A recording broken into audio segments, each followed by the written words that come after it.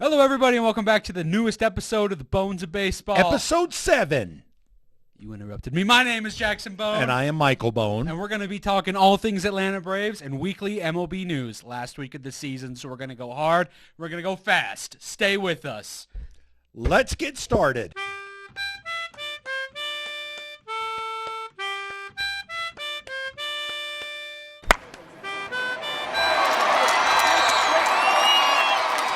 All right, Jackson, how have you been doing this week?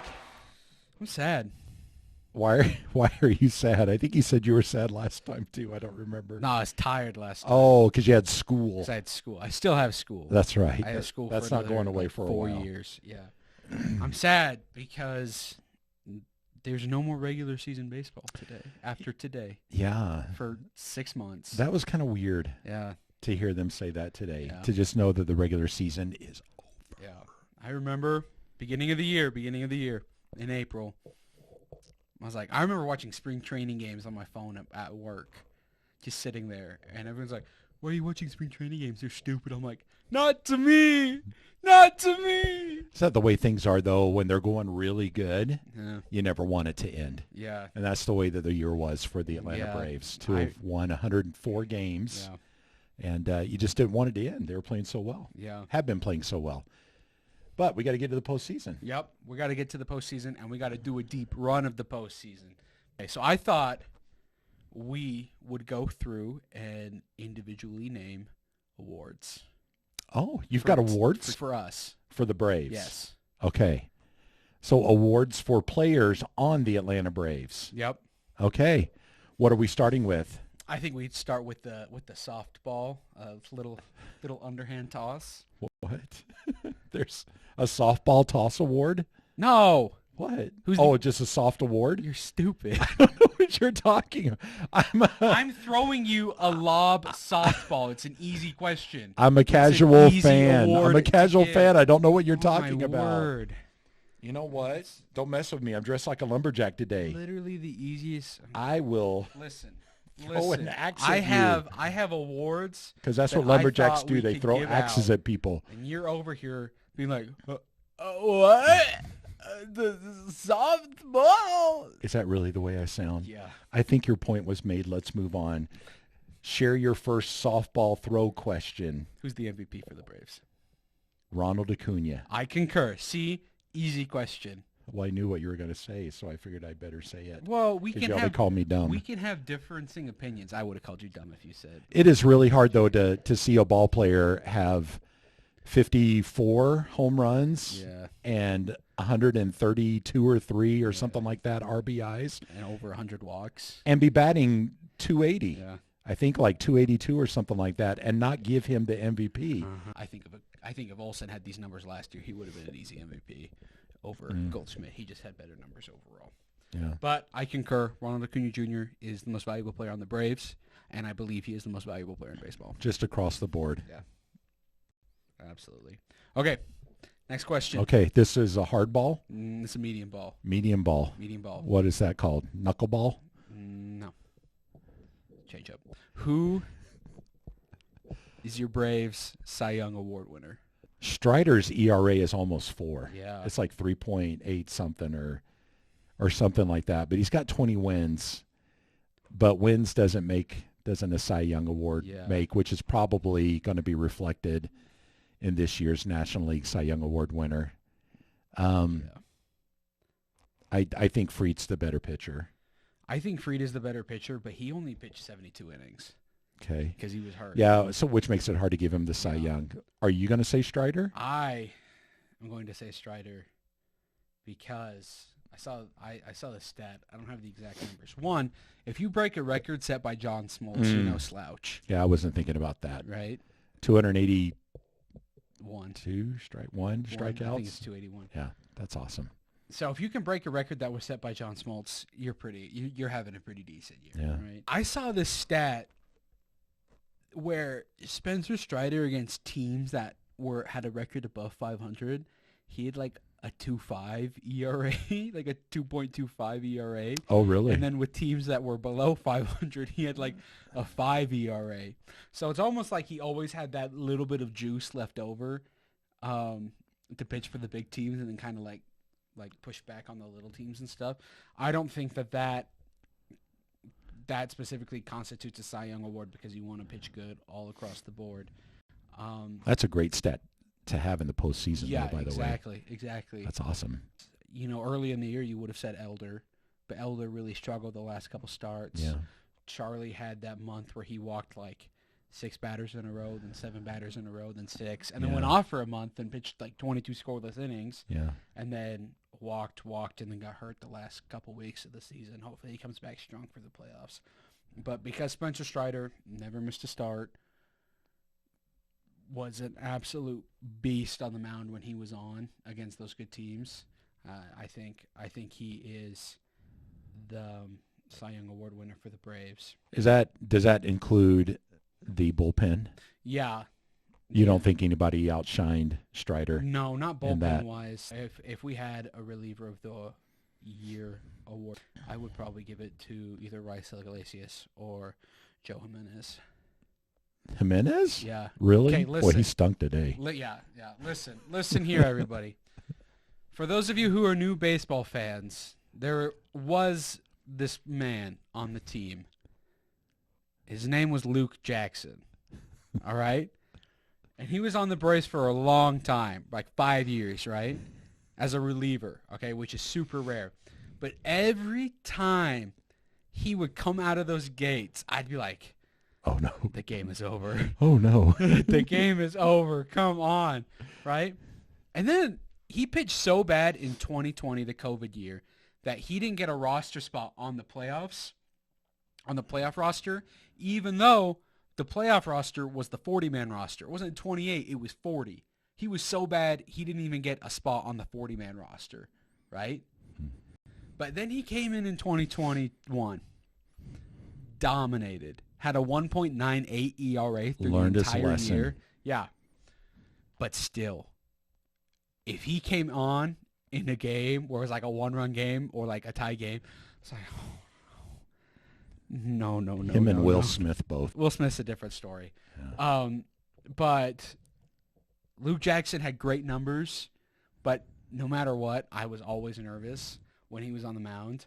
I feel like that was our entire bullpen this year, but especially Iglesias and Joe Jimenez. But if you look at the numbers that they've had overall, they've had great years. Really, really good, especially for relievers. Yeah. Really, really good. I'll tell you the guy I like this week, but I can't remember his name. Pierce Johnson. He was traded. Long hair. Pierce Johnson. Yes. Yeah. He had a really good week. Okay. I liked him. I saw this after the trade deadline happened. I saw this thing on Twitter where it was like, someone that your team traded for is going to be MVP in the CS, right? And someone for the Braves put Pierce Johnson. I was like, there's no way that's true. There's no way that's true. Like, guy coming over from Colorado, 6 ERA, probably going to get DFA'd in a week or something like that. But he has dominated. He's come over and pitched and only give up 2 runs since the trade deadline. That's exactly what Raisel Iglesias did last year. Iglesias pitched 28 innings for the Braves and only gave up 1 runs and 1 appearance. Pierce Johnson's done the same thing. It was that like 3-run home run to Colton Wong, but none of those runs were his because of an error. Has he really only given up 2 runs though since he's been traded to it? Yeah. That's awesome. Yeah, he's had a great year. All right, what's the next question? Okay. Most improved player. Ozuna for the Braves. Right? Isn't that who you're going to say? We were critics of him big time. I think around the time that the Braves were ready to get rid of him, or at least so it seemed, we certainly were. Do you remember, like, April, at the end of April, every time he'd come up, you'd hear boos coming from the Braves fans. Yeah. But he really, like me included, when we went there in Atlanta, I was booing him. I was like, get this guy off my team, right? But he shut us all up this year. He had a great comeback. I mean, the only thing I wondered during the bad streak, did he bat below 100 for a time? Yeah. And I'm not talking like the first week of the season. I'm talking like a month into April, the season. May, halfway through May. That he was batting below 100. Yeah. And the only thing I was wondering was, how low can he go? How much lower can you take it down low? How much lower can his batting average go? keep going lower. Let's see just how low that can go. But good job to him, man, for just coming back. Even Snitker today in the pregame just praised him for the struggles that he overcame to have the season that he's having right now. Yeah. Really, 40 home runs, yeah, 100 RBIs. What a great season. Yeah. What a great season for him. Congratulations. Okay, I'm going to cheat for mine. Are you ready? You're going to cheat? Yeah, for my answer.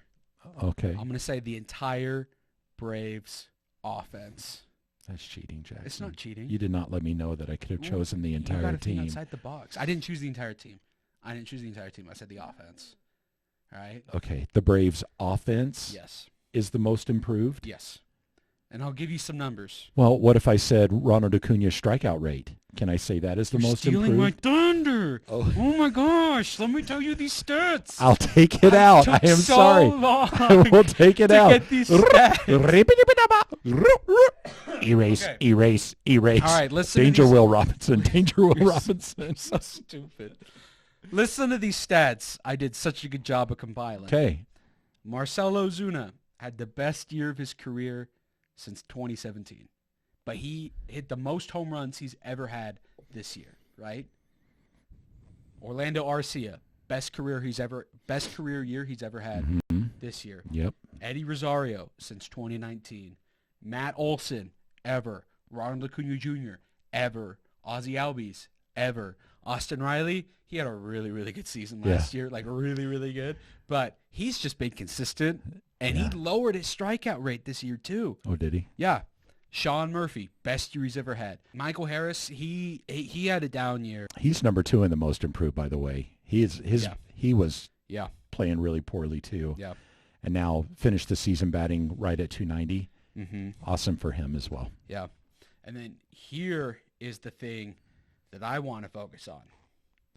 We were worst in the National League strikeout-wise last year. We were the worst with 1,498 Strikeouts. This year, we are fourth best. Fourth best. With how many? 1,281.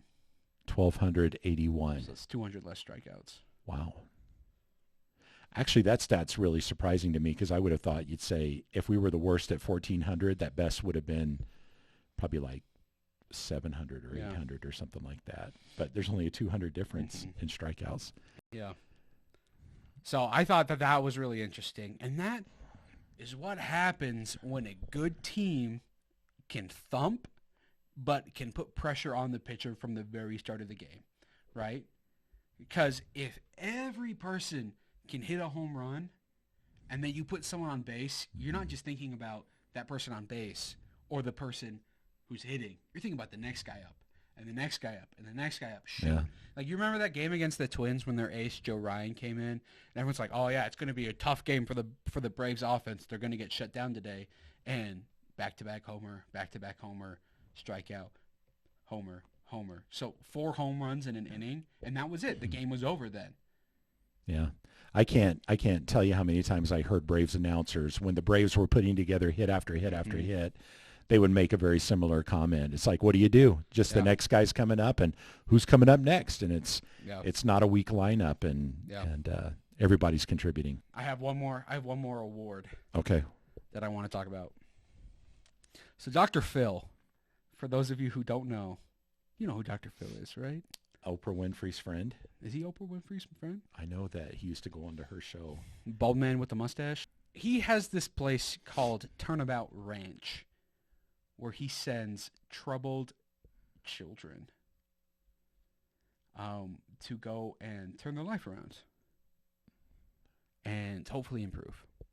But that became a meme where people would go, oh, send him to the ranch, because that's what Dr. Phil would basically say, right? But the ranch wasn't a place you wanted to go to if you were a kid, because that means... Did Dr. Phil say that to people, like in the audience? If somebody was being bad, he'd say, send him to the ranch! Not actually, but it's a meme. I didn't watch every Dr. Phil episode, but it totally could have happened. I can't imagine. And then the audience out there with pitchforks and torches. Yes, to the ranch, to the ranch! No, don't send me to the ranch! Rashing. Ranch dressing. Blue cheese. Send them to the blue cheese. Blue cheese is just mold, and you people are trying to convince yourself that Send them to the Thousand Islands. But what's your point? Your point is, I'll start you off. My point is, who gets the Send Them to the Ranch award this year? From the Braves? Yeah. Like, get them out of here? Or send them to the ranch so they can improve on themselves. I don't know. Tell me, who is your Send them to the Ranch guy? The starting rotation. The starting rotation? Yeah. Really? Send them to the ranch? Send them to the ranch. Last year, our starting rotation had the second best ERA in the National League behind the Dodgers. Okay. And this year? Seventh. Seventh best. In the National League. In the National League. Yep. So out of 15 teams, they're about right in the middle. Right in the middle. Not good. Not good, not but not great. Bad. We are seventh. The Marlins are eighth. The Phillies are fourth. Yep. Okay. For some reason, that doesn't worry me too much because what was our record against the Phillies this year? Like 10-5. We've manhandled them pretty good. But we just need you guys to be healthy, and we need you guys to be able to go innings. So this is your time. Go to the ranch, take a nap, stretch your arms out. I was going to ask you, what do you do for the 6 days at the ranch? You got 6 days at the ranch. What are you going to do with your starting pitching? Well, first things first, you're going to let them take a nap. No one's pitching tomorrow. Give them a nap. You can play some toss, but you're getting a day off. Everybody's getting a day off tomorrow, right? Yep. And then they're playing sim games. I heard they're playing 3, I think. 3, yep. Take care of that finger on Max Fried. Mm-hmm. Teach Bryce Elder how to throw strikes again. Yeah. Decide what you want to do for that 4th game, and we'll talk about that. How do you get them out of their own heads, too? Especially the younger guys. I think you have them sit down with Tyler Matzik and Charlie Morton. Tyler Matzik, a guy who struggled with the yips, so he knows what it's like to really have that mental fear, right? And you sit down with Charlie Morton, who's killed in the playoffs, where he's done nothing but strike people out, and been killed in the playoffs, where he's done nothing but give up home runs. Like, I think this Braves team has such good chemistry and such grit that they will be able to overcome any injuries that happen in the playoffs. And I wouldn't be surprised if they win. We're talking about Ronald Acuna Jr., who blew out his knee, ACL injury, came back 4 months earlier than anybody expected, and still stole 30 bases last year. Yeah. Charlie Morton struck Jose Altuve out on a broken ankle in the World Series, right? Matt Olson coming in replacing Freddie Freeman mentally. What does that have to do to you? Orlando Arcia, same with Dansby Swanson. Marcell Ozuna getting booed, right? And this team just persevered through it. This pitching staff just went through, even though we sent them to the ranch. I sent them to the ranch. That is not a slouch on what this team is and the bond that these guys look like they have, from Alex Anthopoulos all the way down to their clubhouse managers and bullpen catchers. These guys look like they are ready to go and have fun and to win. It's the same reason why we didn't see them participating in the home run derby, or Spencer Strider and Bryce Elder didn't pitch in the All-Star game, because they know what the end goal is. Yeah, they know what the end goal is. Yeah. Well, it has been fun this last week, and really probably like 2 weeks. Yeah. Just hearing record after record, milestone after milestone get reached. It's been a ton of fun. Yep. It was even an emotional moment when Ronald Acuna got 40-70. That was. And just watching him lift that base. I know you and you were at your college apartment, and I was at home, and we were talking to each other on the phone, and both of us, I think, just rewound it. We went back and watched it again, and didn't even say anything to each other. Just kind of took it in. Yeah, because I remember we saw it, and I was like, okay, I'll call you right after, because he got on base, and I called you, and I was like, he's going to steal. He's going to steal. He's going to steal. And then I hung up because I wanted to watch it. And then I was like, I'll call you right back after. And I didn't call you for like 10 minutes because I just kept on watching that. And him raising that base above his head like Ricky Henderson. Like, it's the Moneyball quote. How can you not be romantic about baseball? Yeah. And what, oh my gosh, that moment just gave me chills. Yeah, me too. About that. And same when he got into the 40-40 club in Washington and hit that home run. That was awesome. And yeah, Olsen breaking Andrew Jones' record, Spencer home run Strider record. Breaking John Smoltz's strikeout record. Yeah, Olsen breaking Eddie Matthews' RBI record. Otis Nixon's stolen base record being broken. It was just like one thing after another, and sometimes it was two things in a game that fell. And so that was all exciting to see, that you really started to see I don't know if rewards is the right word, but the rewards for all the effort that was going into such good gameplay all year long, just within a 2-week span for the most part, just started happening. Oh, there's a record. Oh, there's a record. Yeah. There's a record. And those were really fun. Yeah. And to listen to. Yeah. Not only are these guys breaking records, but they're doing things that have never been done before. You know, the Braves offense slugged .501. A team has never slugged above 500 before. They're the first. Yeah. Congrats. Yeah. Ronald Acuna doing 40-70. Hey, that's cool. Only one to have done it. Yeah, we were listening to some broadcasters today talk about that slugging percentage and that if the team, what's the award? The team Silver Slugger Award. The team Silver Slugger Award, and if that doesn't go to the Braves, it's rigged. Yeah, it's like, what's the point of having it? Let alone the fact that they tied the home run record. 307. But listen to me, all right, everybody. For those of you who don't know, the balls were juiced in 2019. Now, I'm not taking away from what Twins did, because what they did was awesome, all right? But the balls were juiced. They flew a lot farther. More home runs were hit that year than ever before. So listen, I'm not saying... but the bases were smaller. Oh, sorry. Yeah, the bases were smaller, so the Braves' home runs don't count. Listen. I'm not saying that we should take away the Twins record, all right? I'm not saying that because they said it. What I'm saying, when we go like T1, the Braves need to be above the Twins in the tide, right? Because they hit the same home runs, but the Twins did it where they were juice balls. But in the end, you got to have the number. Yeah. There's no asterisks by the stat. That's true. I thought last year was the height of how good this Braves team can get. Because, 2021 we won the World Series, but it's kind of a janky team looking back on it, Oh.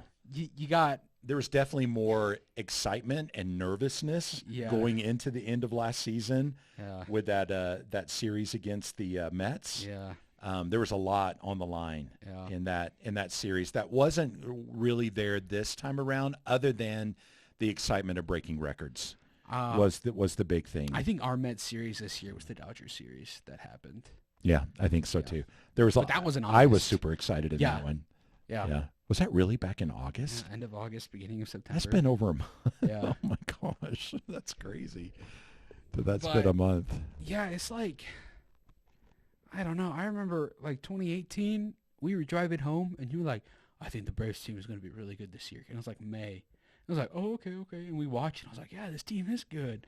And then in 2019, I remember watching Josh Donaldson do the umbrella and stuff when he hit home runs, and Freddie Freeman went off, and I was like, man, that's awesome. And then I remember 2020 going into the playoffs, we swept the Reds, then we swept Miami, and then we won the first 2 games against LA. And I was like, this is it. This is how good this Braves team can get. And then 2021 was so weird, but we ended up winning just because Alex Anthopoulos is a god of baseball and can just zap his fingers and strike gold with anybody. But the excitement with last year, it took up until that 13-game winning streak. It's kind of weird, right? We're like, this Braves team is just not hitting their stride, and then they got that 13-game winning streak and went 72 and 20 for the rest of the year. But this Braves team this year, if Max Fried or Kyle Wright, one of them don't get hurt, right?